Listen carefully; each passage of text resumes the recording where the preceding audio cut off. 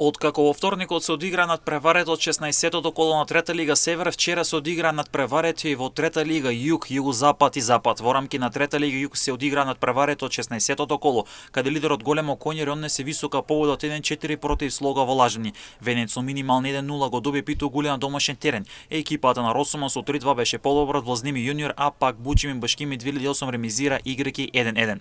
Висока победа имаше Превалец од 9-0 над Ултрас. Но во 64-та минута мечот беше прекинат поради тековно повредени излезени играчи и се сведе екипата на Ултрас на 6 мина активни играчи, па мечот беше прекинат поради минимален број на играчи. Пролетниот дел во Трета лига Југозапад започна со мечевите од 12-тото коло, откако во два наврати се одлагаше почетокот. Првиот пат поради промената на седиштето од ОФС Охрид во ОФС Битола, вториот пат поради големата трагедија во Кочани. Фаворитите во првото коло се сопна, откако Кораб ремизираше на гостувањето кај Демир Хисар играјќи 1-1. Сатески исто така ремизираше против Света Тројца во Охрид играјќи 1-1.